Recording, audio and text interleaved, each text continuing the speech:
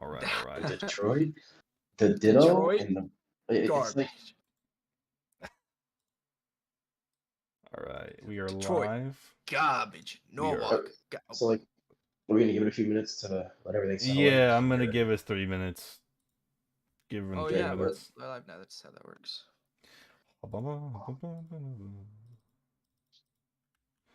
Okay, boom. Open the Discordo. Start the evento. I'm gonna get pulled into Pokemon VC. I'll be right back.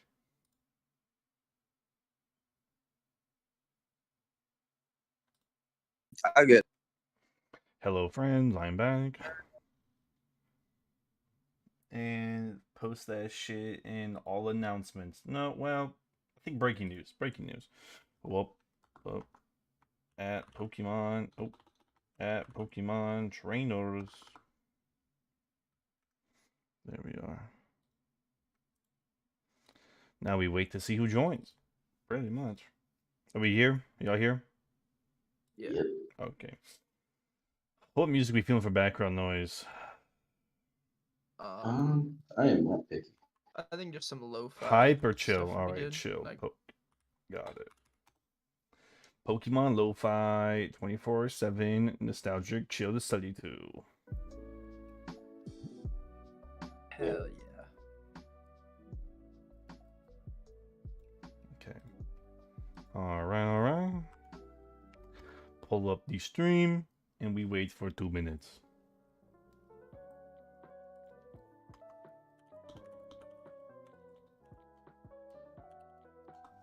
Get in here. Wait for people to pile in.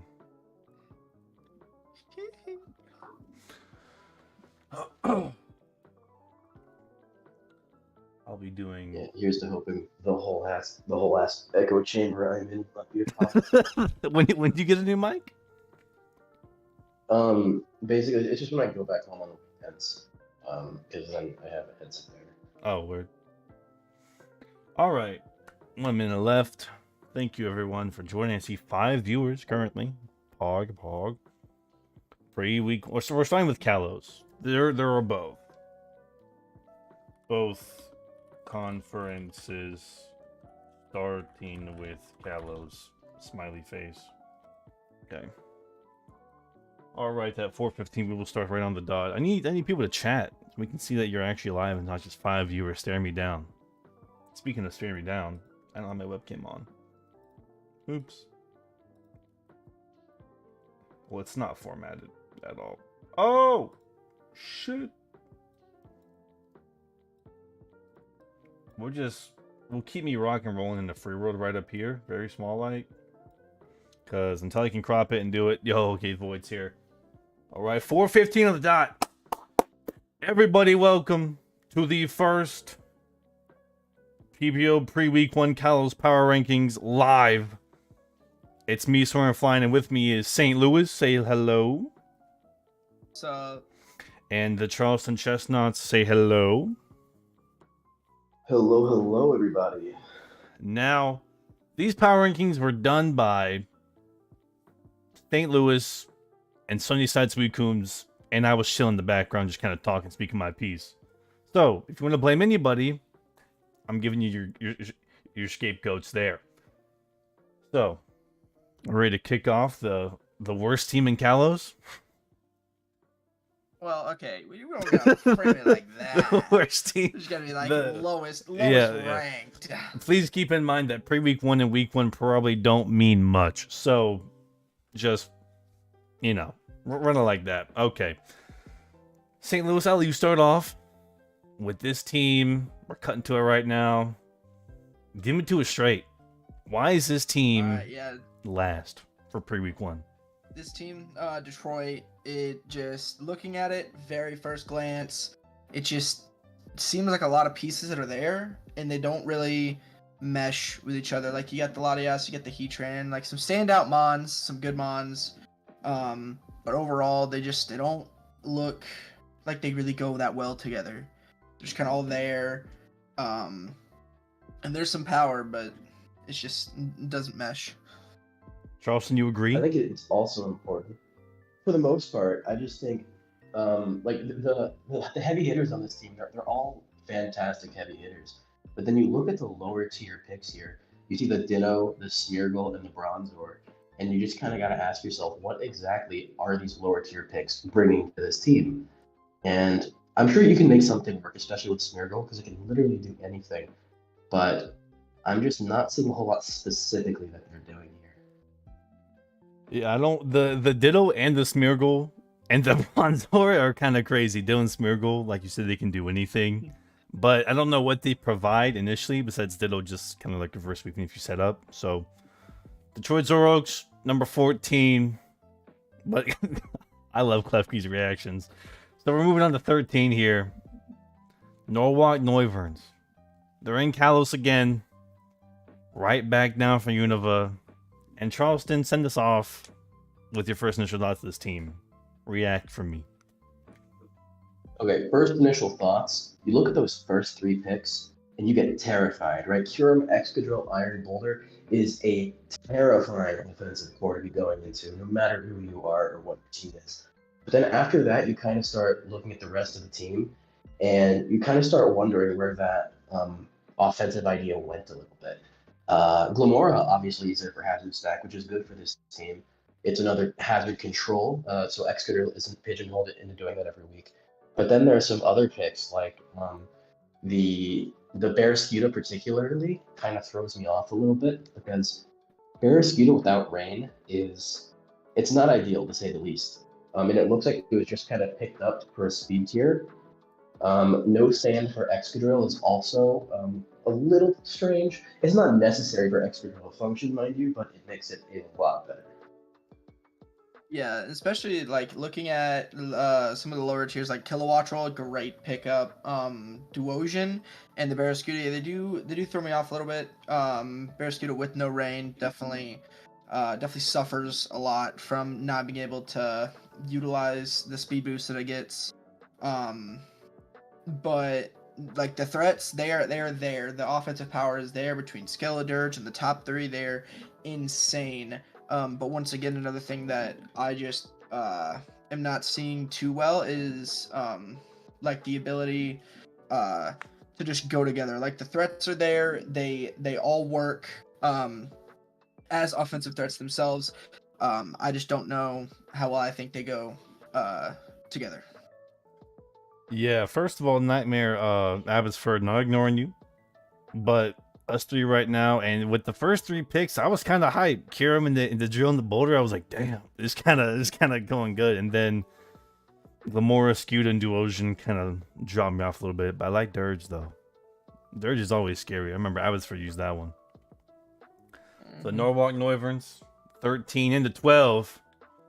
All with Dom fans. Stays consistent, always in this league, but continues to go right below the line. And St. Louis, why does he fall below so bad? Well, the first pick you see is Walking Wake, and when you see Wake, you think Sun. Well, this team does not have Sun. It is in fact a rain team, which immediately throws me off as to why Walking Wake is there. When I feel there are probably better rain sweepers that could have been picked up for potentially less points. And then I like some of the more tankier things he has, like Slowking and Gudra, Umbreon, Pheasantipity, all pretty decent on the defensive side, as well as Donphan being the spinner, and just kind of getting to sit there. But overall, this rain team, it just doesn't feel like it's gonna do what it's trying to accomplish, and as well as rain just hasn't worked in PvP before. And so I just don't see it working now, at least with this team. Personally, I kind of disagree with the sentiment that Wake is not good in rain. It's still a walking Wake. It's still getting that boost. It's still good. Sure, it prefers sun, but it's not like it's bad in rain. If I had to pick something that I think is a slight issue with the rain core, it's like maybe it could use a slightly faster Swift Swimmer other than Baratic. Maybe it could use another offensive rain abuser. But like honestly, those are kind of nitpicks. I don't think this team is an awful rain core. Um, I think there are maybe too many supporting pieces and not enough offensive pieces. Like you have Rabambi for webs, right? You have Carving for rocks and screens, Umbreon for wish passing, Gudras tanking hits. You have a lot of tanking for this rain team, right? You have Fez, Gudra, Umbreon, Donphan, Carving, but Zapdos runs bulky a lot, Pelipper and Slowcake. That's a lot of bulk for a team style that usually inherently wants to run some offense. So that's my issue with it. But again, I don't think it's bad. I think a couple slight tweaks could make this a lot stronger. Yeah, Charleston, do you have an agreeer? Alabama said, yeah, he just needs one more rain abuser, and this team is probably good. But Yeah, all but Don that's fans, kind of as a what I was player, thinking. he's right there. He's a really good skill check. Always gets up the Don fan. So I really hope to see that this team, yeah, Ludicolo would go nuts here. So whoever can trade for Ludicolo would go crazy. Hopefully Ottawa this season Could also be a due Terra for a captain playoff. too. Like if you swap out Ooh. big Carving with Luco, if that point value makes sense at all, and then make that your other Terra captain, that could go insane. Ottawa Don fans may be due for a playoff run with this team, but can he prove that rain works in the PBO? On to number 11. Philadelphia Flygon's a newcomer. St. Louis, break it down for me, man. Why is this team Yeah, at 11? yeah. So Philadelphia, from what little I've talked to him, as he is a new person here in Calais, from what little I've heard him talk about the team and draft style and everything, he seems very competent player. This team, just straight off the rip, I'm not seeing anything that super stands out to me.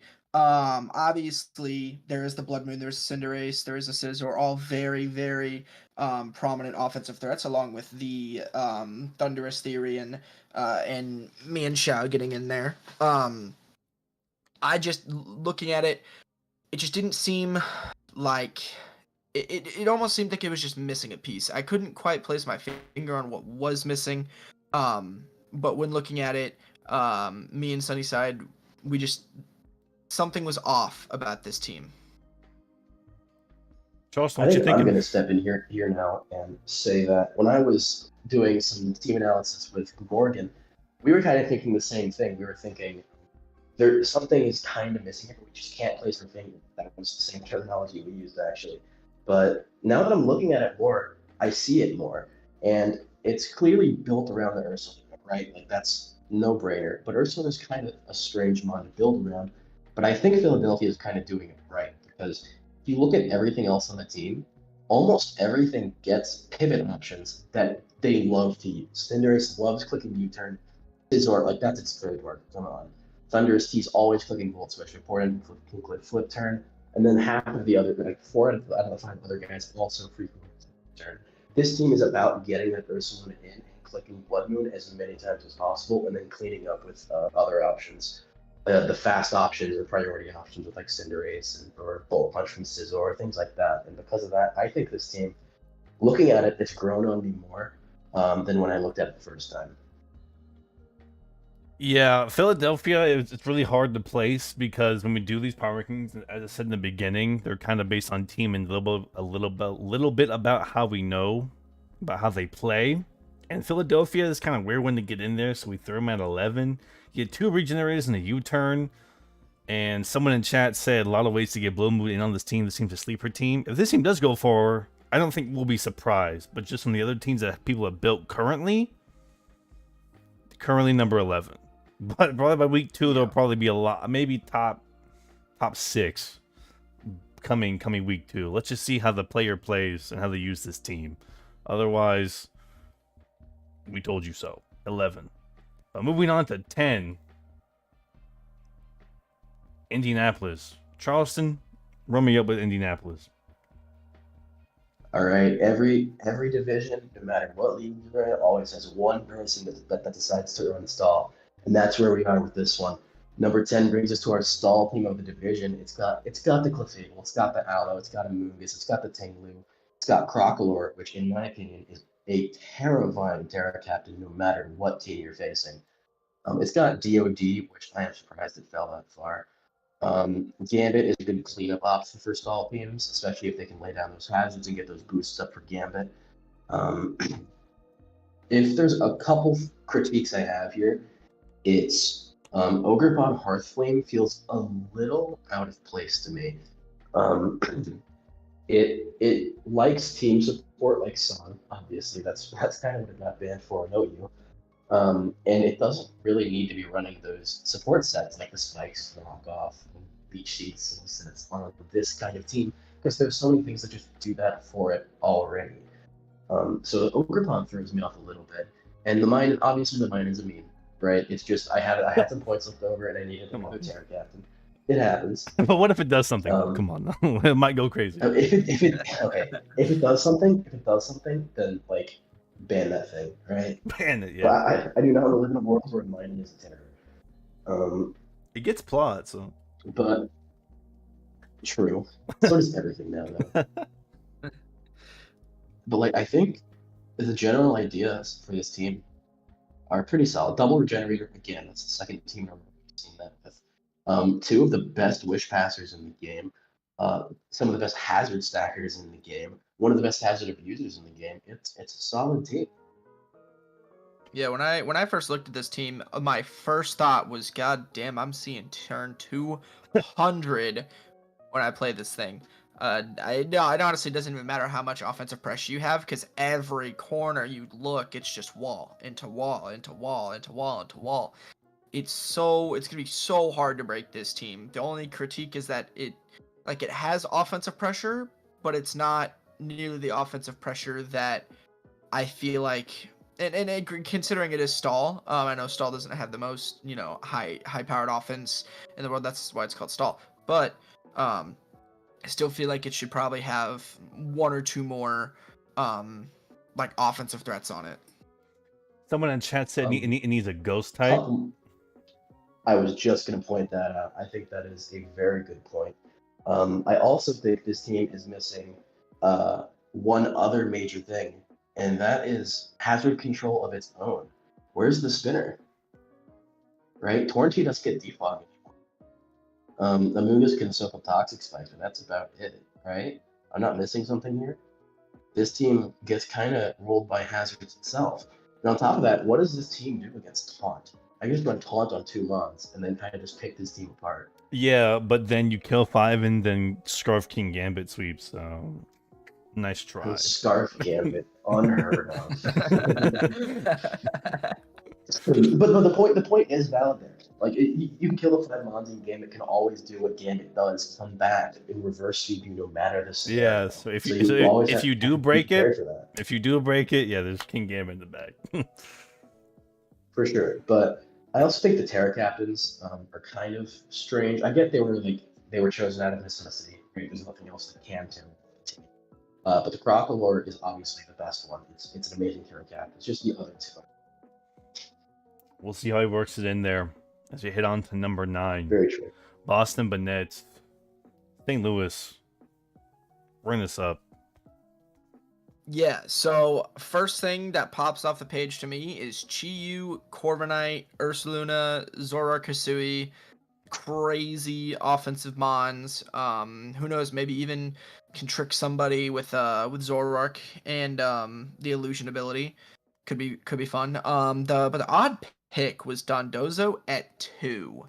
I believe it went undrafted last season in both conferences, and this mon, it can do damage. It's not the greatest wall, and it really throws me off. Everything else in the team though looks really solid. Speed control with Galvantula and webs, and then having walls of like Wo-Chien, and then like Corviknight and Dunsparce can be pretty tanky. And Terra Revavroom is always something that you have to respect. Shift Gear can easily injure team in like 2 turns, and it's insane. As well as Ursaluna being there, it's a lot for sure. Personally, I don't disagree with your analysis of Dondozo. I just think most of its issues, at least in PBO, is the price. It's definitely a steep price for a mon like that. But something that I really like about this team overall is the diversity of its attackers. Like if you look, you have Chi-Yu, Galvantula, and Zoroark as your main, and Dudunsparce as your main special attackers, right? Dudunsparce can do mixed, but I love Boom Burst, so I'm going to call it a special attacker. And then you have incredibly threatening physical attackers like Ursaluna and Revavroom. And then you have Tauros fighting as a backup, which is still a good Mon. And I like it a lot. And then one pickup I really like for this team in particular is the Doxbun, and that's because if you look at his team without the Doxbun, you have two fire resists, right? Which sounds fine, but one of them is Chi-Yu, and you don't want that thing taking any kind of chip if you don't have to. And Dondozo isn't gonna last against special fire attacks for very long.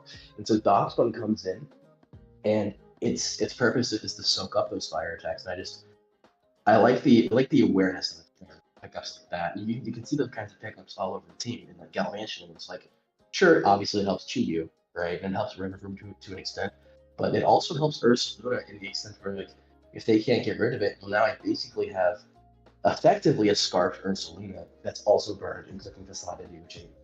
And it's just I think it's awareness like that that's really good. But one comment I would say is that I think if you're running webs, you would really much rather have a rapid spinner than a defogger. And I think having Corviknight as your only hazard control is kind of a weakness. But certainly not like a game-ending one because your team isn't super reliant. Anyways. St. Louis, you went, right? I'm tripping. You talk about this team? Yeah. Okay. Yeah. I just like Riverfruit Terra Captain. I think this team will go crazy. And also, the Malamar said, yeah, Zoroark with Chi-Yu and Ursaluna will cheese at least one win. So there's no way they can go winless, for sure. Heading on to 8. Memphis Madcar goes. Jersey, if you're in here, shouts out. Charleston. Memphis? All right. This is another one of those teams where you look at the first 3 picks and it's like, damn, that's scary. Get the Darkrai back Spectrier combo. That's already crazy right there. Three, or you can argue 4 of the most threatening offensive types in the game, and then you have 3 of the best mons to abuse those types, and that is just a very deadly combo. And then you look at the rest of the team, and in my opinion, you start to kind of lack in that support aspect a little bit. Rashi's a strange mon because he can do whatever he wants really. He can run the bulky wish protect sets, it can run scarf, it can run like T-Wave, it can run screens, it can do like Doom Desire sets, and do whatever it wants. And because of that, I think it's kind of redundant with the Scream Tail. I don't really understand what the Scream Tail's doing there, personally. Quagsire is like good hazard setting. Brambleghast is always cool because it does every utility under the sun for no reason. I think Venomoth, insane Terra Captain, can't wait to see it put in work. I don't remember the types for it, but I don't think any stabs were taken. I think that's kind of a missed opportunity in my opinion. Because I think if using a mon with like tinted lens, you want to squeeze out as much damage as you can from one of your types. And then I think I would do Terra Bug. That way there can be no immunities to my super buff stab. But I don't think I could be wrong, but I don't think any stab Terra was taken for that Venomoth. Yeah, I don't think there was either. And coming from a point of having to start to prep for this game, it's definitely terrifying. Staring down the top 3 Darkrai backs and Spectre, it's absolutely crazy. And then having the Quagsire and the Jirachi, and especially that Arcanine, the Hisuian Arcanine, is just insane. That mon can come in, it's decently fast, and it can just do damage with little or no consequences of its own moves hitting it. And then it can just switch out into another one of the tankier mons like Quagsire, or like a tanky Jirachi or Screamtail. I do think having Screamtail is a little redundant with Jirachi, like you said. But I think if they want to do 2 separate things with the Jirachi and the Screamtail, then I think it could work easily, like perfectly fine. But having the Terra Captain of Venomoth and Braviary, 2 pretty dang good ones, is a good benefit to this team. but having a few mons that kind of overlap or just don't hold up their own for the price is what drags his team down just a little bit. I just know any team with backs is pretty fucking good. I think every team and the people that's had backs has gone positive. So I think a lot of them have also had some sort of snow setter, whether it be Slow King, Glow King, or Ninetales. Notably does not have that, which is very and interesting. backs and Arcanine Hisui, two big hitters, should kill a lot, but no Yeah, I snow think- setter. They'll probably trade for him later in the season, right? Probably pick up one just right quick. Probably, if they're in left. Well, we'll find out. But I think another thing about this team is that it has three of the best offensive bonds around, right? But it doesn't have great ways to get them in outside of like U-turn from Jirachi and like Braviary. Otherwise, you're kind of just hard switching unless using Baton Pass Scream Tail. Turn one setup, baby. Into number 7, the mid, my Kaborka Gengars. St. Louis, why are there Kaborka Gengars mid? Yeah, I mean, you got Tusk, you got Archaladon, Mamoswine, one of my personal favorites. Amazing mon, love that thing. Then Gengar, Mandibuzz, Toxapex, Reuniclus as well. I feel like a slept on mon.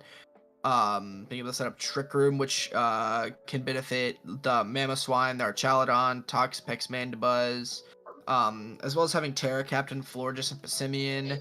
Florges being a good wall. And then being obviously the versatility of Tusk, being able to do almost anything it wants to.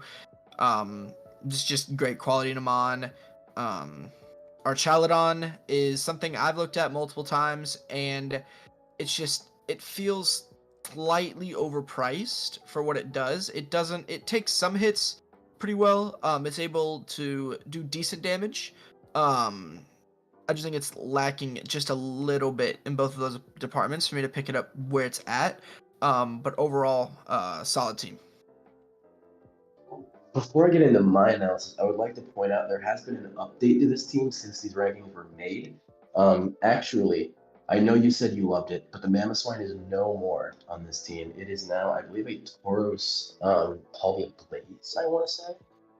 That's Yes. a crime. I disagree. I think it was a good swap because if you look at this team, look at Great Tusk and look at Mammoth. They're doing the same thing, except Tusk is doing more. You're never going to bring Mammoth in game over Tusk, and you don't really need both of them on the same team. So I think like Mammoth's a good mon, but Tusk is a better one. There's no arguing that. And if they're doing the same thing, you don't. The Mammoth's not really serving a purpose. And so I think getting that that Tauros Blaze also finishes out the Firewater Grass core on this team and is very nice. Malamar said in but I chat think that this team is really slow. But maybe Trick Room? I was Trick Room team? just gonna say this team does look pretty bulky. See, it's kind of slow. It's very true. Like I don't think there's anything over. There's Gengar, which is over 100, but everything else is like around that 100 area or lower. But this team is very bulky. It's got a good bulk. It's got Florges and Reuniclus, great special walls. And it's got Mandibuzz and Toxapex, great physical walls. And Pex can obviously run special too. But it's got really good bulk. It has good breakers in the Gengar, in the Tusk, and the Archaladon. And Passimian is a fantastic cleaner, especially as a Terra Captain. Only downside for Passimian, I think, is its predictability, because 9 times out of 10, you're just running Choice Scarf, and you're clicking those U-turns, Earthquakes, knockoffs, close combats, things like that. But I don't know. I think the team is pretty solid. I think Archaladon, it likes rain, obviously, but it's not stuck with it. I feel like the Reuniclus, it's not a bad mon, and it's not like glaringly out of place, but I don't really see what it's specifically doing. It's a second regen mon, so it's our third double regen core of the day. But yeah, this is a solid team overall. Kaborka Gengars due for a playoff berth and due to take it deep in playoffs. I do not think this team will be the final team we see once it's week 6. I think a lot of transactions will happen. So with that being said, on to number 6, the first guy that's above mid, Toronto Star Raptors. And look at this fucking team. St. Louis, break it down, please. Yeah, so obviously Valiant, broken mon, just absolutely crazy. Then you look at the Latios, Gliscor, obviously another great two mons. Huge fan of Gliscor myself. Underrated offensive potential. The legendary dogs having all three of them is a little out of the ordinary. That's crazy. Um, He was allowed to get that. Suicune, Suicune is definitely the best one out of them. Being able to be really tanky, and also be able to hit things pretty hard is very nice. Not seeing a Frostmoth Terra Captain, is a little crazy. It is. Yes, it is. I thought it was allowed. Nope. Wasn't it 90? It is not. It and Floatzel are banned. That's odd, but all right. Complex man. Complex man. That makes a little more Yeah. sense now. But then still having Knuckle Stack, Knuckle Stack is an insane mon. Having Terra Fairy or just honestly any defensive Terra typing at its disposal is crazy. Salt Cure is busted move. And as well as the good hazard removal in Wall and Fortress, Grafai for pivot. Good team. I agree. This is definitely a very good team. The Iron Valiant, always insane. Always crazy. Latios, a phenomenal breaker and clear, especially with that Luster Purge buff. It's crazy. And, okay, hot take. I think the Entei is actually a decent fit on this team. And that's because it, A, finishes out the Fire, Water, Grass core. B, it's strong and gets one of the best moves in the game in Sacred Fire. And C, it gives this team really strong priority that it's otherwise kind of lacking. There's Shadow Sneak and Decidueye. I think Gliscor gets Quick Attack and Valiant gets a Vacuum Wave, but none of those are particularly strong. And so Entei coming in with a potentially choice-handed EC to clean up games is potentially really threatening, and I think can't be ignored when building.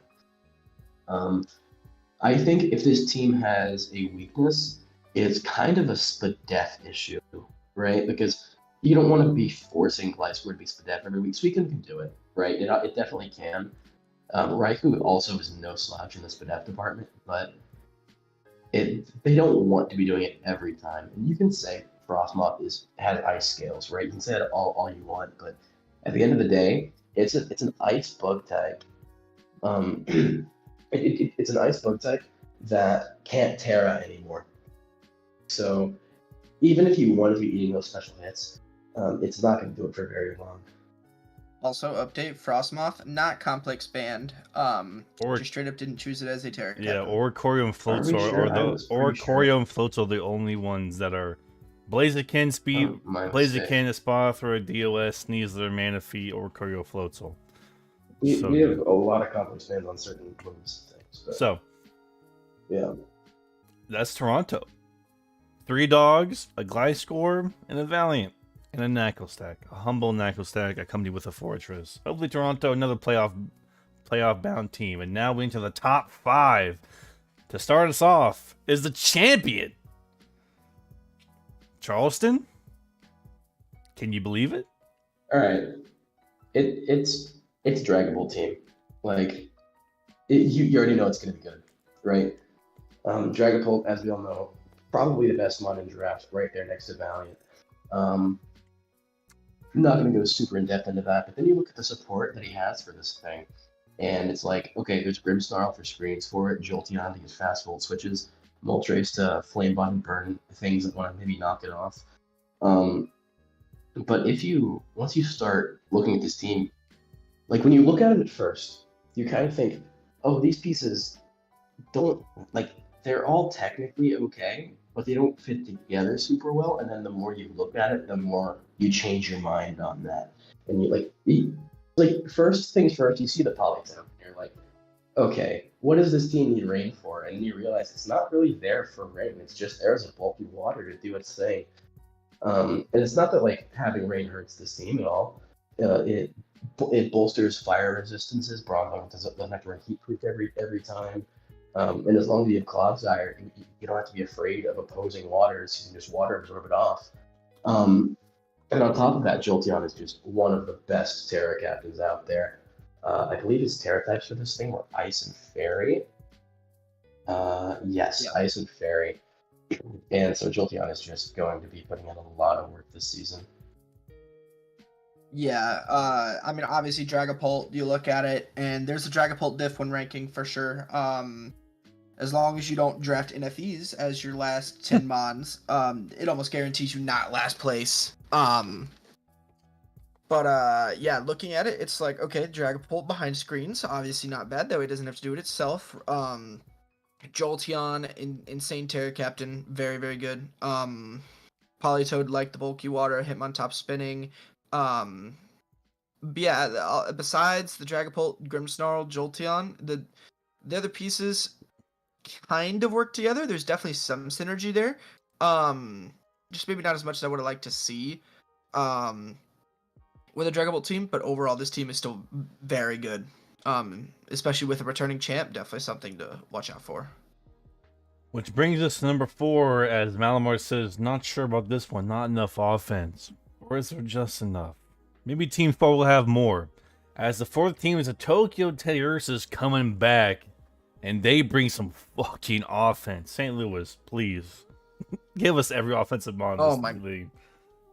Holy, yeah. So, you have Chinpao, you have Annihilate, you have Dragonite, you have Iron Moth, one of my personal favorites, Metagross, Electrode Hisui. It's, you talk about power, this team has it. It's crazy. Chinpao can come in, hit anything for like 40, 50% at least at every single click of a button.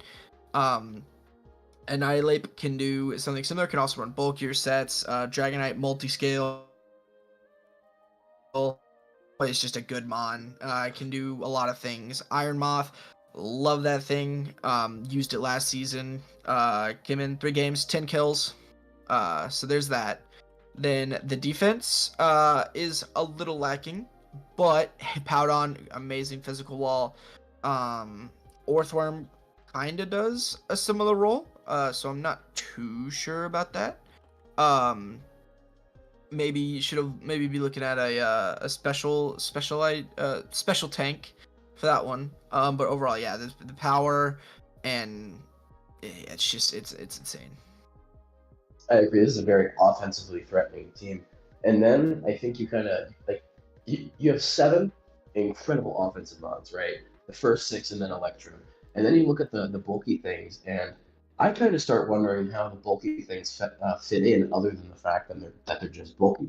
Because you see the Hippo. Hippo's a great mod. I will die on the hill that Hippo is a good mod in draft.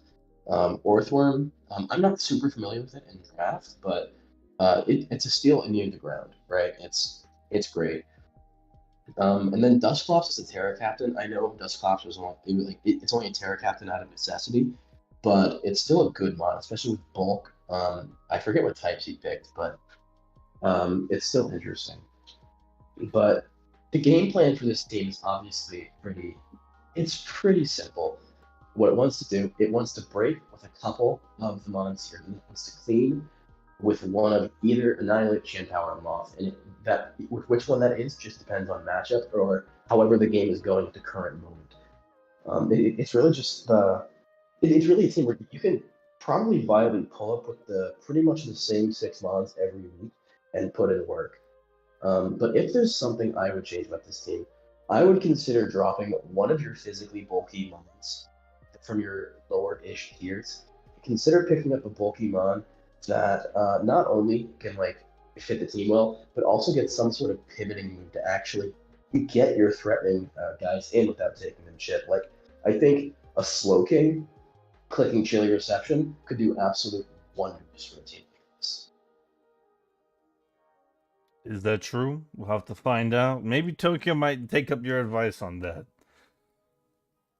But yeah, Chien-Pao Annihilate, Malamar loves the offense. Only thing he says is special fairy resist, not enough. Kind of killed by fairy spam, fairy diff. On to team 3, top 3. The St. Louis Legalios. St. Louis, would you like to toot your own horn, or do you want Charleston to go off? Which one do you want? I think I'm just gonna let Charleston go off on this one by himself. All Avoid a right. little bit of St. bias in Louis this. putting himself at a humble third place. Hey, it wasn't just me. There was someone else. It was Two Sunnyside. other Sure. people that were ranking this. So I don't see them here, so we'll have to take your word for that. Yeah, I'm right, man. All right. Anyways, obviously very strong team, and you can tell what the game plan is right off the bat here. You see that DO speed, you see an Ndidi, you already know what's going on here. The DO speed is running the click expanding force. The Quavo is always an insane one in draft. Like my gut tells me it's underpriced, but I know in my heart it's not. But it's one of those bonds that just does everything. It can be your bolt, you can roost everything off, or you can accidentally stumble into a streak of Aqua Step Moxie, or you can use it to be your rapid spin support. You can use it as a defensive check to so many things because surprisingly, water fighting is a pretty good defensive type. Because it checks a lot of like ice types in the coverage that they pack. Not Thunderbolt if it's Bolt Beam, but generally speaking, it's checking a lot of threatening ice types like Weavile, Chin Pow, things like that. Garchomp, incredible hazard setter now in Gen 9. Same with Meowscarada, but neither of them are actually like stuck with doing that. I think that's another good thing with this team is that your hazard setters, none of them are like locked into that hazard setting role, which really allows a lot of flexibility in this team. The Enamorus, also a very good pickup. You realize like you kind of look at this team and you're like, okay, well, I'm kind of weak to special fairy moves, right? I have one resist. So instead of picking up a fairy resist or another fairy resist to get it off the board, you decide, okay, fine, I'll just take away the fairy that they could use to beat me, and now you're going to use it against them. And I think that's really funny, but also good. And then looking at the Terra captains, in my opinion, that's where it kind of gets a little bit weak. It's not bad, right? They're not bad Terra captains at all. I just think they kind of don't match the pace that you're trying to set with this kind of team. This team is trying to move quickly. It's trying to pick up kills. It is a blazing fast offense team with pieces that are hard to stop. And then when your Terra captains are Bellibolt, Kamala, and Chimecho, it's going to be kind of harder to get them in and grind the pace of that game to a halt. Not that they're bad Terra captains, but like they don't fit the team at all. It's just a little bit different than what I expect from a team like this. I personally don't really understand the Kamala pickup unless you just wanted a backup spinner so Quavo doesn't have to do it all on its own. Chimecho, I know you like the Chimecho Terra Captain. I'm not a huge Chimecho supporter personally. But I don't know. I think Terra Captains, if I were to point out a weakness on this team, it's probably in the Terra Captains. But it's such a nitpick that honestly, like, it's not actually a problem. St. Louis, the only things to talk about your team are what Terra types are all three your captains, if you know off the top of your head. Okay, It's the only thing people really want to know. Is give me just one. I have it pulled up. I can read them. Yeah, if you could do that. Yeah, Bellibolt is water and flying. Kamala is ghost and steel, and Chimecho is electric and finger. So yeah, those are the Terra types. Personally, we have some a lot of Klefki supporters in chat, so you are on the popular opinion, Mr. Charleston. I didn't say Chimecho's a bad mod. I said it's not for me. Well, I don't like it. This next team is guaranteed to not have Chimecho. And that team is Thank the goodness. Grossmore Growlers. St. Louis, now's your time to talk about a team that's not Man, yours. Give it to us. I can't believe that Chimecho slander. Oh my goodness. Anyway, Get used to it, buddy. looking at this team, initially some people might say, oh, well, that doesn't look like it's all that good, and then you realize just what this team does. Looking at Gouging Fire, Ogerpon Wellspring, Alola Ninetales, the first thing you see is Snow. The second thing you see is Veil. The third thing you see is any of their offensive threats setting up in front of your face, and next thing you know, it's over in 10 turns. This team can get very out of hand very, very quickly if you don't have a way to take care of what it wants to do. And even then, it doesn't even have to run Alola Ninetales with Aurora Veil. This team can do so many different things and be really, really successful at those things. It's just super, super well-rounded, super good team. I agree. When I was doing my original analysis of these Kalos teams, I was surprised by how much I was liking this team looking at it. I think it was also my number two. Uh, I think part of the beauty of this team is that a lot of its most threatening offensive mons aren't strictly stuck to being offensive. Like Slitherwing can viably run bulky sets. I think against Will-O-Wisp, it definitely gets Morning Sun. U-turn. It can be that utility that a team needs sometimes. That pivot that's just trying to spread annoying stuff to other teams and it's just unkillable. Golden Go. I mean, come on. We all know what Golden Go does. Ogerpon on a team like this, where it's not actually needing to be that offensive pressure all the time, can viably run those spikes that are perfectly supported by Golden Go being the best hazard blocker or the best spin blocker in the game. Gouging Fire can run those bulky sets. It can run Burning Bulwark if it wants, even though it's not the greatest signature move, but it's certainly not bad. And then you Hoopa Unbound. I love me some Hoopa Unbound. I think it's probably the most directly threatening mixed attacker in the format, except for maybe Valiant. I think in terms of being strictly a mixed attacker, I think it's more threatening than Dragapult. But I think Valiant slightly outclasses it in the mixed attacker regard. But if I have a couple of critiques for this team, one, I'm not entirely sure of Regieleki. It's not bad, right? But I feel like if Regieleki were to really work on this team, it would need another ground answer outside of Ogerpon. Because Regieleki, like we all know, it just invites in those ground types. And since it's Terravan, obviously, they're like not allowed to Terra. I know this was a ban from Terra. You know what I mean? It's just a little. It's gonna be hard to bring Aleki to every game for sure. Not that it has to come every game. It's gonna be hard to bring it ever, I think. And then you kind of look at the lower tiers, and I kind of start thinking, well, they probably aren't ever really gonna come, and which sounds like a really bad thing, but then that just brings right back to the idea that, well, if those guys aren't coming, you still have the other 8 guys to work with, and that is a phenomenal 8 to be working with. So it's not even really a criticism. I think overall this team, it looks like just straight Veil HO, but I think a lot of the monsters have some flexibility in their roles that it can work out so well. And with that being said, if you know the Kalos Conference, you know what team is last. The runner-up of the Kalos Championship, we present to you the Great Tusks of Glamorgan. St. Louis, please give the man his due.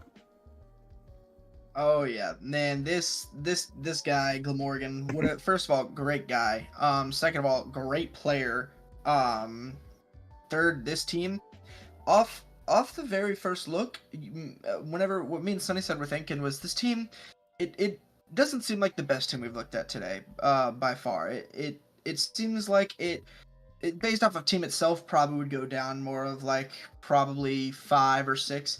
However, because we do know this player so well, it gets boosted up a lot because he, again, great player. This team itself, though, having Treads, Glow King, Greninja, Raging Bolt, Kamo-O, Rotomosh, all looking very, very dangerous. Comfey is a Terra Captain with Triage, Priority Draining Kiss, Giga Drain, all these moves that don't usually get priority is insane. This team overall is going to be a problem to prep for sure. I absolutely agree with that. When I first looked at this team, first thing I noticed, Treads, Glow King, Rotom. What a core! What a defensive core to be building your team. Like that is, like that's a solid OU core right there. And to be building your whole team, or at least defensively speaking, building your team. That's just, it's hard to top. But I think if there's one thing that this team is kind of lacking, it's that it's kind of missing some breakers, right? Like it has a lot of offensive threats here. It's got the Grant, it's got the Raging Bull, it's got Como, it's got Ridgerap, it's got Comfey, it's got Shreds to an extent. But the thing they all have in common is they're not the ones usually breaking paint. They're all cleaning. And it's not that you can't have any breakers. You can definitely run booster, special attack, Raging Bolt, and click Thunderbolt and Thunderclap and break a lot of things before it goes down. But it usually wants to be in that cleaning role.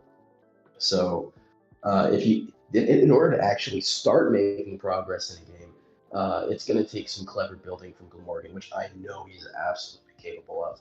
But once he gets that little bit of momentum in a game, once he gets that foothold, it's going to be really easy for his team to snowball it to the end of the game.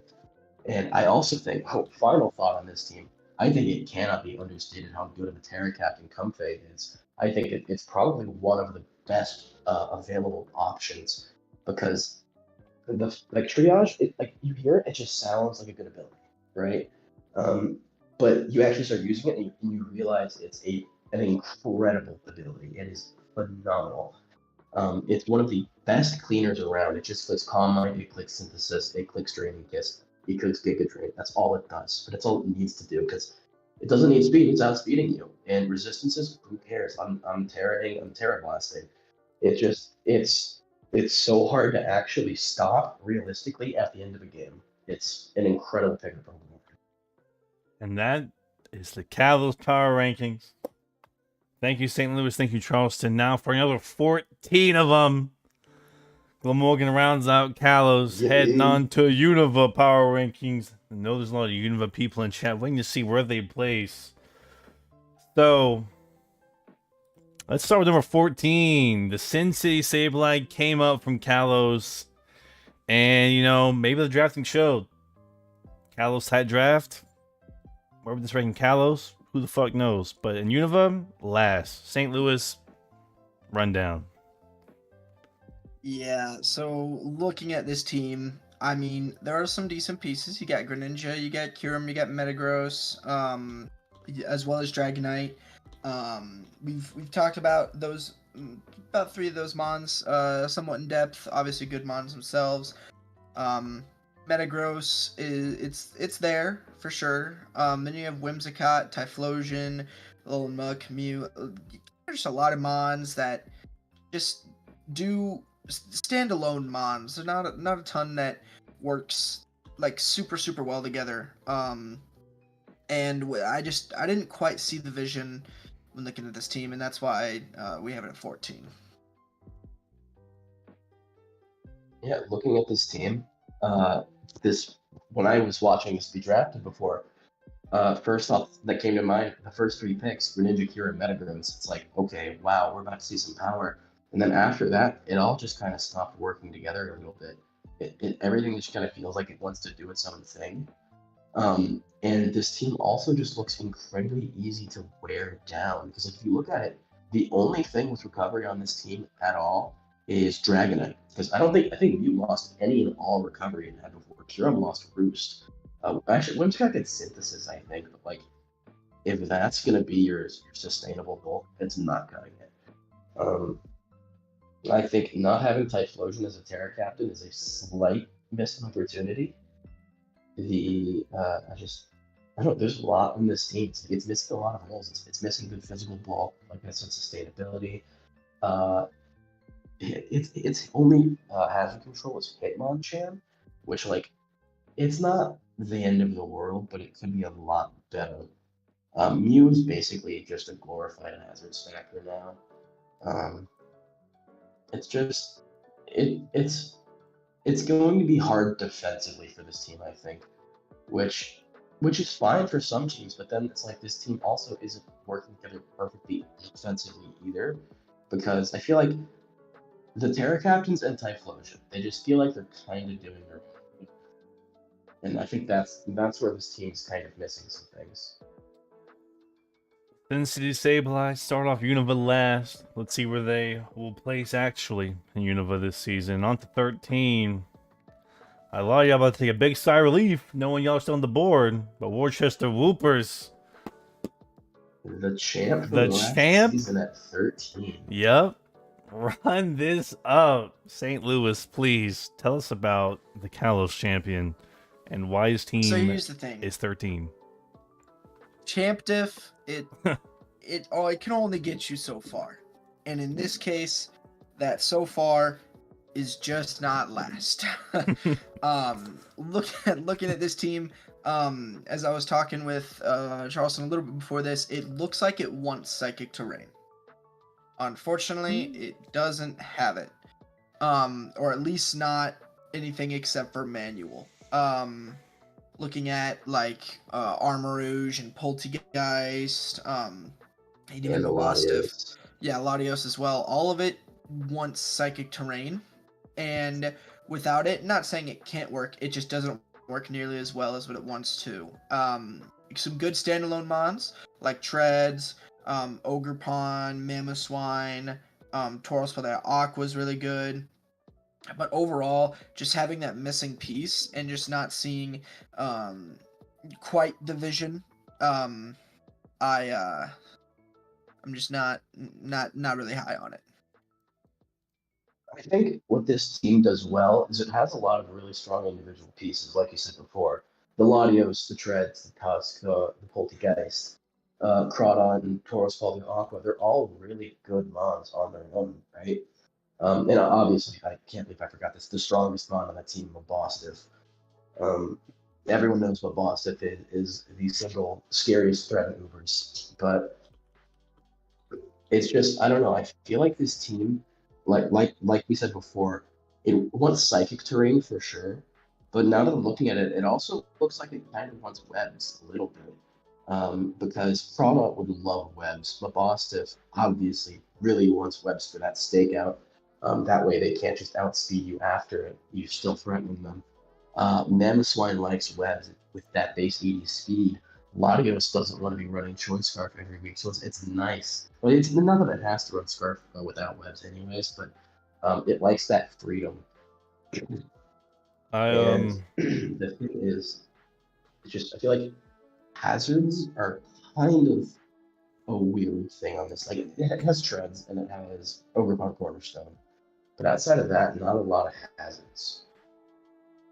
Alabama does remember, as we all do, Worcester ranked dead last season at Power Rankings and won the whole thing. So right now in Unova, he's in his element.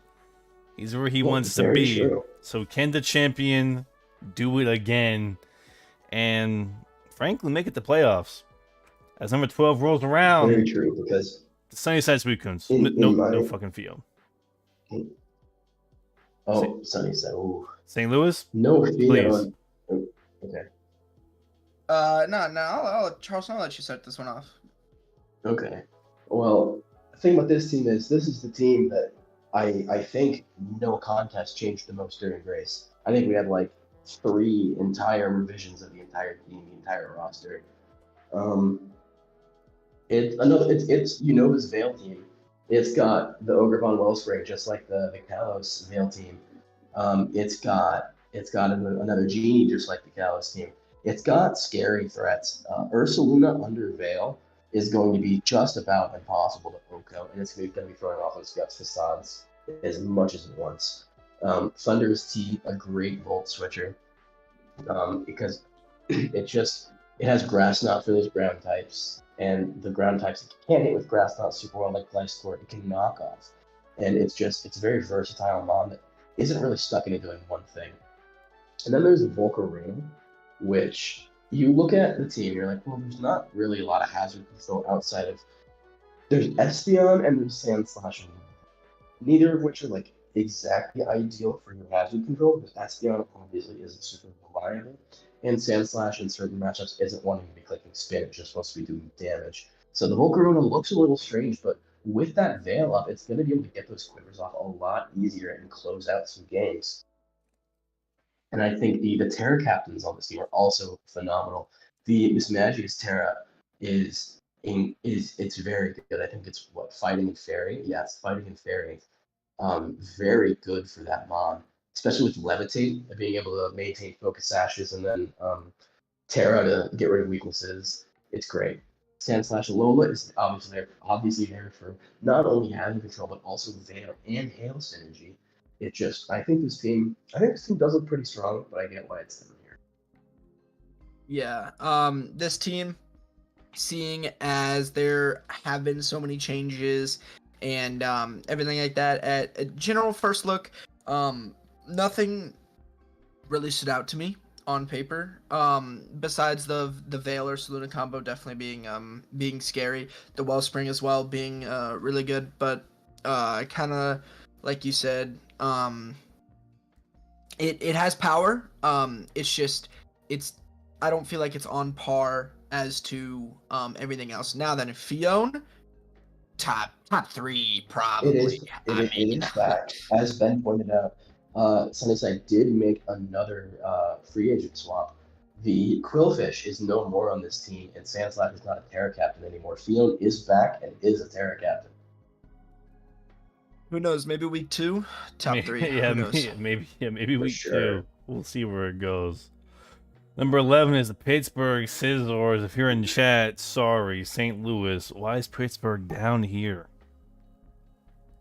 Yeah, so you look at the top 2 mons, you look at Spectre and you look at Boulder, and you're like, okay, those scary mons. Very, very scary. Then you look at the rest, you see Archaladon. I've went into depth on what it is earlier. Flygon as a Terra Captain is amazing.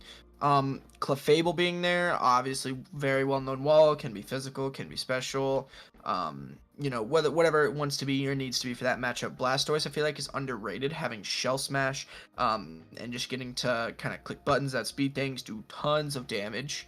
Amoonguss having Regenerator and kind of being there to spread a few hazards, maybe get a Spore off on something critical. Galvantula for the speed control, which is also really going to help this team out a lot. Makes Boulder not have to run booster speed. Spectrier might not have to run nearly as much speed investment as what it wants.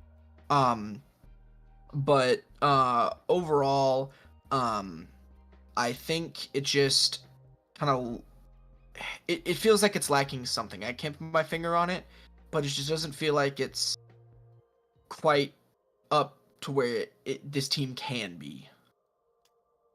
I just saw Ben's comment in chat. Odd Terras. I kind of disagree. I think the Terras look pretty good. I think Flygon is a very, very good Terra Captain.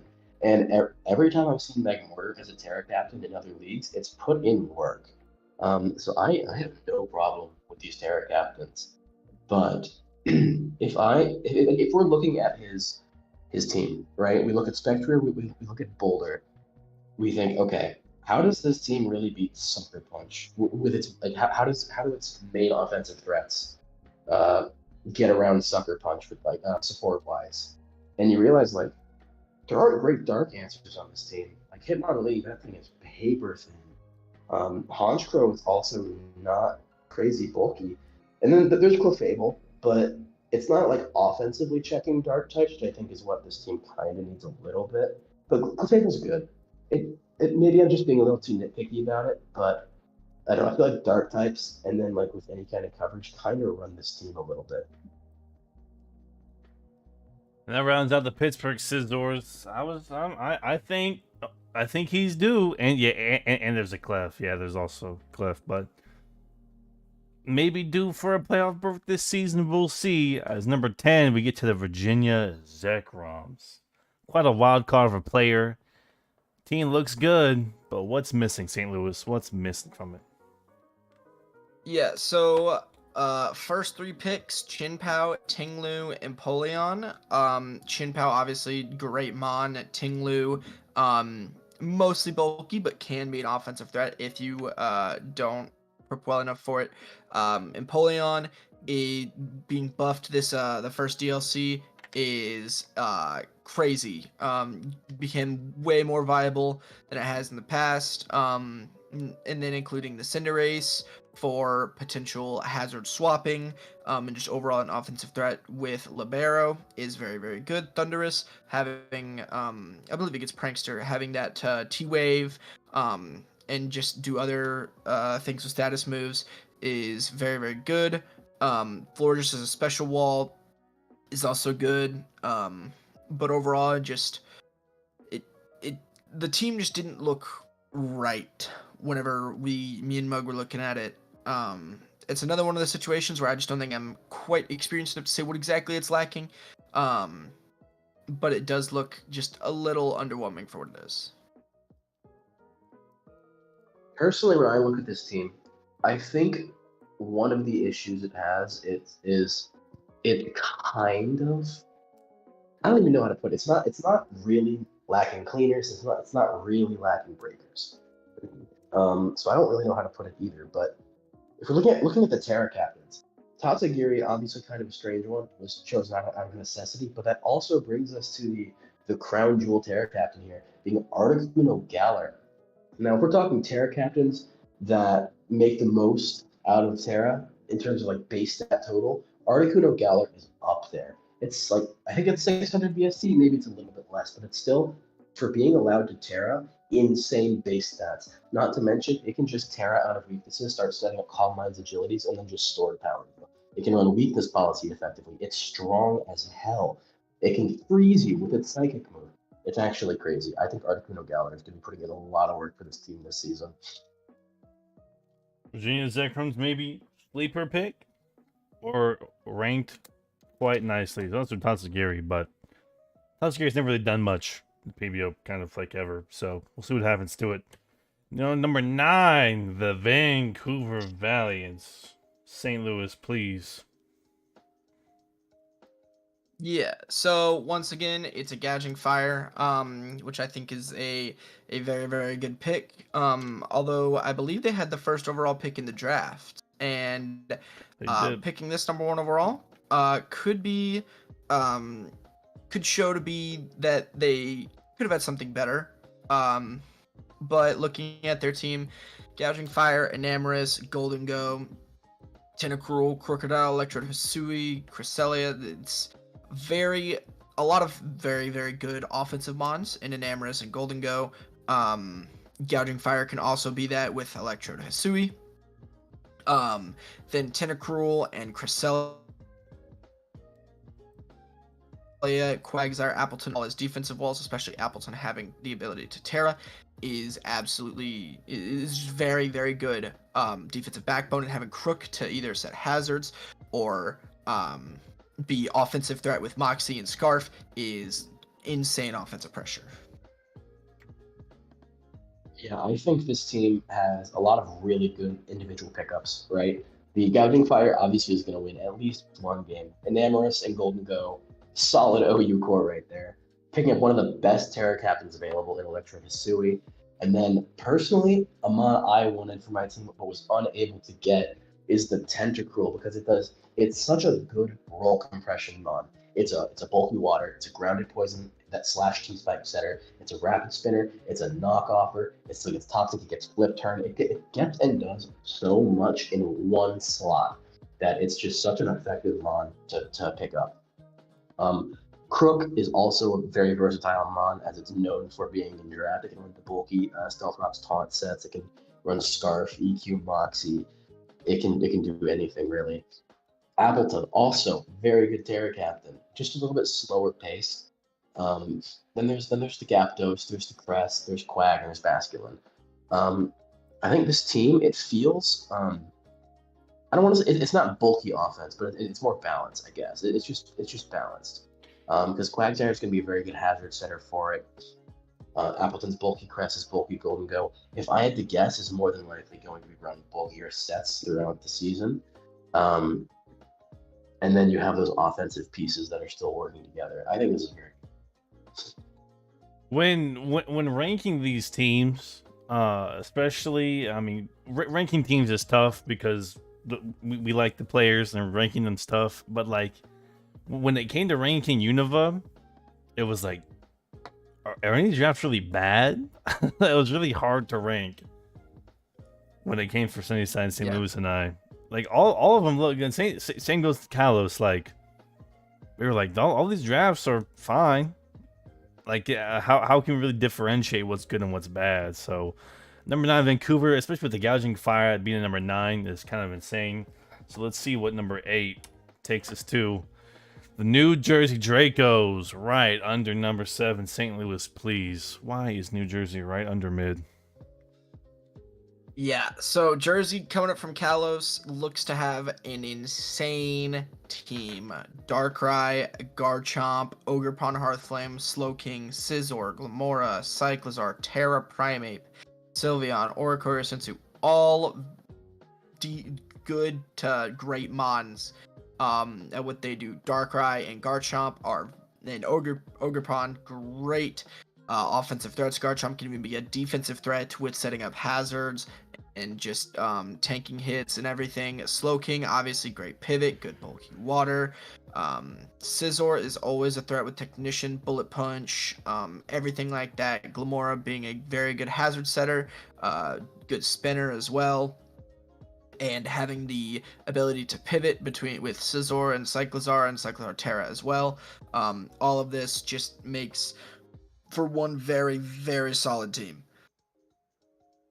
Yeah, I think this is definitely a very good team. It's just fast offense with a couple bulkier guys with pivot moves that are able to get those offensive guys in. I think it's very strong. It's definitely looking for fast games. But if I'm looking at this team, what I'm noticing is there's kind of a fizz death problem, right? Because Slowking and Sylveon are your only real options, unless you want to go with Scizor, which doesn't have Roost anymore, or like bulky Chomp. But those have their own issues. Not that they're inherently bad, but they can be taken advantage of a little bit. And Slowking, it's actually not as physically bulky as a lot of people expect. I think it's 90-85. But like it's certainly passable. But against some of the really strong physical offense we see in this metagame, it's not always going to get the job done. But I really, quick change of pace here. I really like the Primeape Terra Captain though. I think Terra Ghost with that Rage Fist is going to go absolutely crazy because Primeape for some reason still gets Rage Fist, which I think is hilarious. Does it? It does. Jesus. Well, the Kalos Phenom New Jersey Dracos give us number 8, and right into the middle of the pack, number 7, the Kingston Mars Shadows. St. Louis, please. Why is Kingston here? With the Pult. So, yeah, Pult, once again, Pult diff, putting it a little bit above Jersey's team. The top 5, I would say, are very, very good. Jolteon not being a Terra Captain is a little questionable when it could have been. But Pult, Corv, Samurott, Hisui, Azelf, Jolteon, all very, very good mons. But after that, it seems to fall off a bit. Having Pheasantipity, it's not nearly the best at what it does. Kind of lacks the moves to do so. Arboliva is also pretty odd, as well as Glastrier. The ability to Terra is going to help it a little bit, but I just don't see it doing that much. Colossal's a decent pickup, especially as a Terra Captain, and Mian Xiao, adding that extra offensive pressure is definitely good mon, but overall the bottom half of the team definitely drags it down a little bit, but that top half is also very, very good. When I look at this team, first thing I notice is a couple mons that want to be Terra Captains but just aren't. You pointed out to Jolteon before. I think Arboliva generally wants to be a Terra Captain. It's certainly not locked into it. But it's definitely a pretty solid Terra Captain because it can Terra out of its weaknesses, get Harvest back, get its Citrus Berries back, and generally be a nuisance. But as Ben just pointed out, Glastrier is a very good Terra Captain. I believe its types are Electric and Water. Let me just double check that real quick. Yes, Electric and Water, which I think are very good pickups for this because Ice gives it that Bolt Beam physical coverage, and it's just crazy good. The regen from Mienshao is pretty good. I'm not sure what else Mienshao offers outside of that, except for maybe like just strong, fast fighting type. Maybe he wants to go for some reckless high jump kicks once in a while. 154 base power, but I don't know. I think having Colossal as your sole method of hazard control, especially as a Terra Captain, is kind of restrictive. And 'cause I should know, I had Colossal last season. It wasn't a Terra Captain, mind you, but it was pretty much clicking spin, spikes, wisp, and then coverage move every week. And I think having your Terra Captain be a Colossal like that, especially when it's filling the role it is on this team, is just a little bit restrictive. So Kingston, maybe due for a finals appearance this season. Might get there with this team, but what surpasses Kingston is number 6, which is the Charleston Chestnuts. St. Louis, Oh, hey, it's me. please tell us about Um, the Chestnuts. well, first, Charleston, do you have anything you want to say to defend your team? Why it should be higher? Why it should be potentially not as high? Anything you want to say No, about it? not really. All right. All right. So yeah, this team, obviously the first thing you see is Sneasler Rillaboom. And the other thing you look at is Drifloon Terra Captain, and you see Unburden. Unburden Sneasler, even without Dire Claw, is still going to be a very, very big problem. Blood Moon getting that extra anything getting extra regeneration from grassy terrain is good, but having that Blood Moon there as well is obviously such a big offensive threat.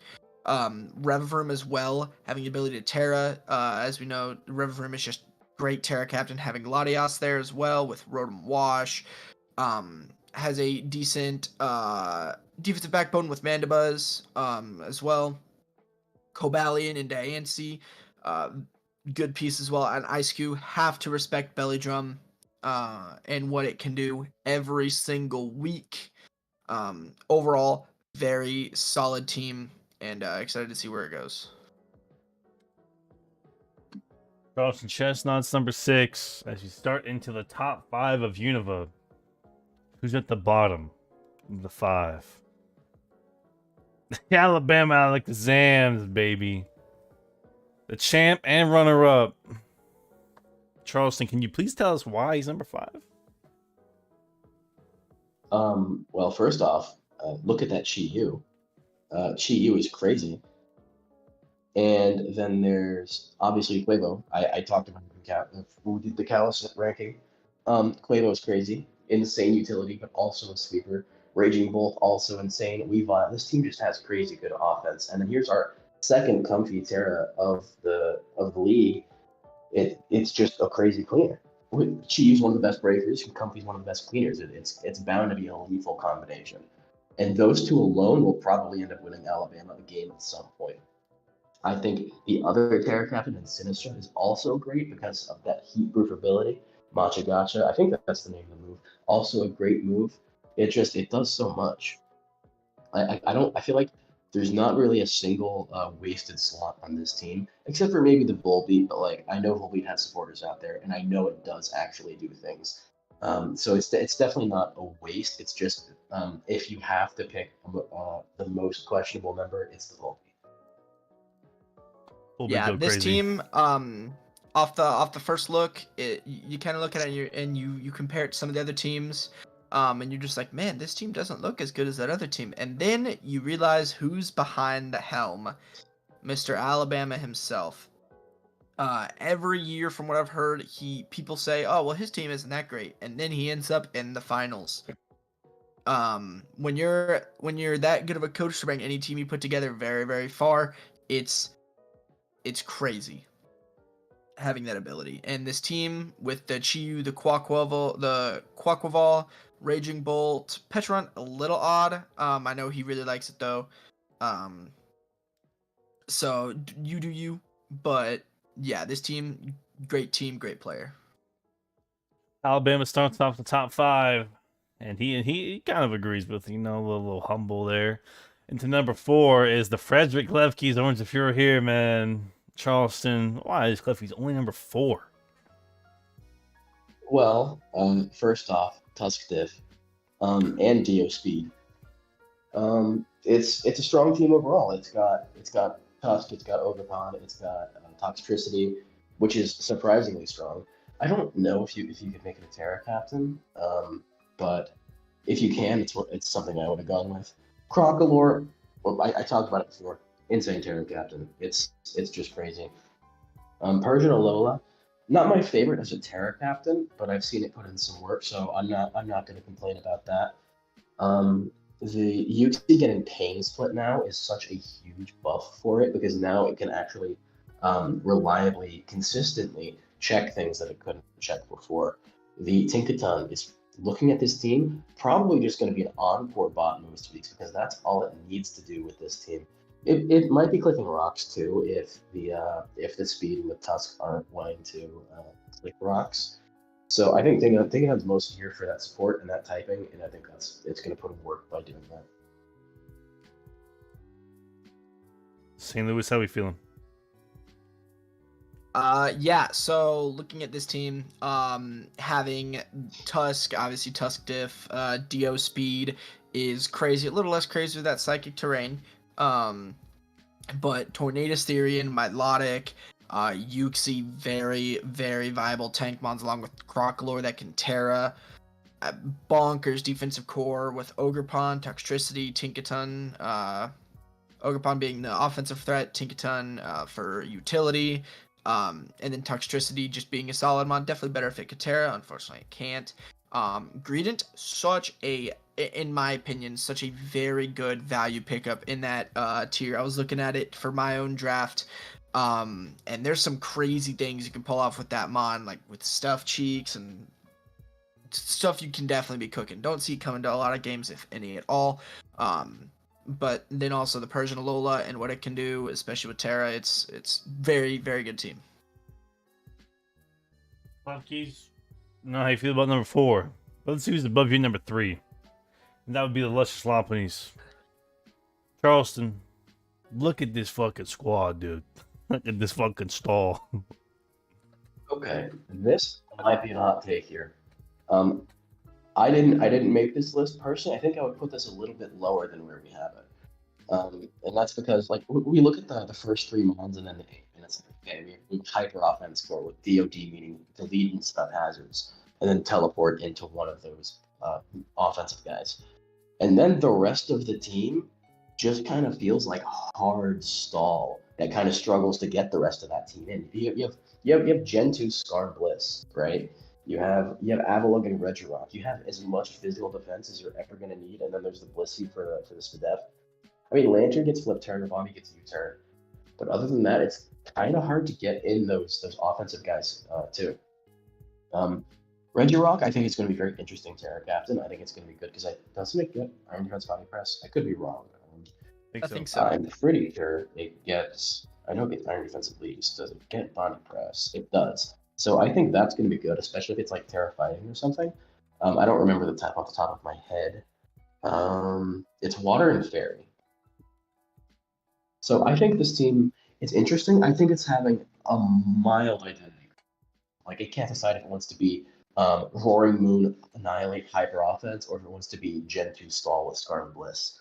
And I think if it could like just maybe pick up a couple pieces that could kind of bridge the two together, then I think it would be a lot better. Like personally, I think the Avalugg is kind of not necessary. You already have reliable recovery. You have plenty of Fizz stuff. You already have a spinner. I'm just not seeing what the Avalugg is doing here. Yeah. So this team, when looking at it, it definitely doesn't stand out as what maybe some of the other teams do. However, overall, it is such a solid squad. Looking at DO defense, any Deoxys form just kind of goes crazy. At least the ones that are allowed. And then Roaring Moon is also a good mon. Being able to use booster and potentially set up sweep really, really easily. Iron Moth, as I said earlier, love that thing. Very good mon. Skarmory and Blissey, Gen 2, they ran the metagame. Maybe a little more underpowered now in this very offensive-focused meta, but definitely still a good core with Annihilate and Toedscruel. Annihilate being the other main offensive threat. Toedscruel there to spin, set up some hazards, do a little bit of damage, maybe do some Spore. With the Terra Cap Rabombi, doing speed control, and overall, just solid team. Luscious Lopunny's 8-0 in Kalos. With them up in Unova, they start off hot at number 3 in the power rankings, but 2 teams above them. And number 2 comes in at the New York Malamars. Holy shit. if this isn't a championship season for New York, it's do or die. Last season, a bit of a down year. But do or die season, Charleston, please. He's in your conference, man. Good luck. All right. First 3 Mons, you got Valiant, Insane Mon, as we all know, top 1 or 2 Mon in draft. And then we decided to let him get away with Baxcalibur and Slowking together. Why did we do that? I don't know. And then there's a Lando on top of that, and then Heatran, the Magma Frog himself. We have crazy options here, offense and defense. Slowking, Heatran, classic combination. Incineroar with the Intimidate Parting Shot knockoff combo, because now has knockoff. I think is very interesting. We have the mascot representation from Malamar. Regieleki kind of just looks like it's there for spin, but I could be wrong. Maybe he's cooking. And then there's Knacklestack, and I personally think it's kind of a missed opportunity to not jam this thing, because I view this thing in the same vein as I view Crocalor. They're physically bulky Eviolite Mons that have really good abilities and some really good moves to take advantage of it.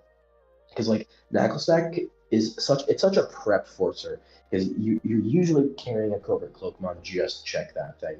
And I think not carrying it is just kind of not leaning into your strong suits 100%. But overall, like that's such a nitpick too. Like it's the first 6 Mons, right, are so very, very threatening offensively and defensively. It's nasty. Yeah, this team, this it's definitely between this and maybe Luscious are definitely the 2 most controversial rankings I feel that could be looked at in this in these rankings. But this team goes just nutty with Valiant, Glowking, Bax, Lando Therian, Heatran. Like it's absolutely insane. I agree. I do agree that Regieleki just is kind of there for spin, maybe even a speed tier or something. But overall, you could probably just bring the top 6 Mons in this team to any matchup and go absolutely crazy. Like this team is so incredibly good, and to have Knacklestack on top of that, it's insane. If this team isn't at least semifinalist to finalist, then that's going to be absolutely crazy. And you already know number 1, and the reason why New York is 2 with this team is, remember we said about playstyle and how we know about people play? Well, if New York had a down season, the guy who never has a down year just kind of misses playoffs, doesn't miss them, just chokes in them, is your favorite Abbotsford Agrons with the number 1 in Unova. Charleston, again, he's in your conference. What do you have to say? I might also get some hate for this, but I'm not sure I would put this at number 1 either. But because like you said, it's about play style. This is also a play style that Abbotsford, or at least I haven't seen him run super often. This is closer. It's not quite stall. It's definitely not stall. But it's got the Aloe. It's got the Hydrapple double regen core. It's got the Dirge. It's got the Fortress. It's got the Hatterene. The Oscarada can still set up hazards. It's got the Gliscor. It's got a lot of bulk. And then there's the Hariyama. In terms of like fast, strong, offensive Mons, it's really kind of limited to Yaskarada, Electro, and Keldeo, which are like really good options. And don't worry, this is still a crazy nasty team. Like this is not, it would not be dropping anywhere under like top 5, or even that's going crazy. But I just feel like you can't put everything on coach skill. I think this team it looks a little bit outside the comfort zone of Abbotsford, which could be what he's trying to do, or maybe I just don't know him well enough. But I think Electro, crazy good Terra Captain. Hariyama, he's been hyping this thing up as a Terra Captain. It's definitely very good. I've done some mocks against him already. He brought that Hariyama, and it's been a threat. The team it's a good team. It's got a lot of hazard stacking. It has multiple hazard options. It's got good pivots. It's got good set. It's got decent setup. And I take it back. It has good setup. And it's got a lot of strengths to it. Yeah, this team, and looking at it, Meowscarada, Gliscor, Lumamilla, it definitely looks like almost not quite stall, not quite semi-stall, but somewhere in between. I know that he absolutely loves Keldeo. I know that it's been putting in work for him and everything that he's been doing. Hariyama, he has been hyping this thing up religiously. He's like, if you don't draft this thing, you're just it's not gonna go well for you. And I didn't end up drafting it. So now he's gonna come into my house and slap me across the face. But anyway, yeah, having the Alomomola Hydrapple Regenerator Core, Gliscor, and yeah, just good Mon. Meowscarada does a lot of things as well. Skeletor's always threatening. Fortress with the spin. Just an insane team. And while I know we can't put everything on Coach Skill, there is definitely a lot that goes into it with this team, which is why we put him at number 1. Abbotsford, from my understanding, used to ladder with stalled teams, so this might be the comeback from season 2 to season 5. He's taking some seasons off, so we'll see Abbotsford maybe ruling over Unova once again from the regular season. But what happens is come playoff time, what does he do? And with that rounds us out, everybody. That's the last one. Just in time for the game in 18 minutes. But I hope y'all enjoyed this. Pre-week 1 and week 1, you know, it's all kind of circumstantial on what teams have, what teams don't have. But come week 2, power rankings will be a lot more quicker, a lot more solidified in how things work. So hope y'all enjoyed this little power rankings, team preview, in-depth dive, how you want to call it. But we're going to talk for a little bit. Guys, any closing thoughts? Anything you want to say? Yeah, we have a lot of power going on around the season. The power creep in this season is definitely a lot higher than it was in the previous season. And that's because we both unbanned a lot of mons that were around before. New mons were introduced, and the point values we had to work with were also kind of inflated. So people were able to pick up a lot more higher tier mons, which makes me think we're going to see a lot more faster paced games. Now, there are a couple stall teams in each division, but by and large, I think we're going to be seeing a lot of faster games. St. Louis, closing thoughts? Yeah, just I mean, all of these ranking these were definitely difficult. But I also seeing everything new that's happening in this league, all the new involvement, the new people, people getting revitalized within the game, just wanting to come back for this season. And just the growing support we have within our own league, with everybody is so cool to watch, and I'm really glad to be a part of. And I can't wait for this season to go on and see how things go. Hopefully we both live up to our own power ranking numbers and go hell even above. Hopefully. This has been the PPO Power Ranking. Thank you, Charleston and St. Louis, for carrying it. And we will see y'all back for post week 1, pre week 2. We'll see y'all then. Bye-bye, and subscribe, please. Come on, if you haven't, you're already in here. Fuck. Number 2, New York. Bye, everybody.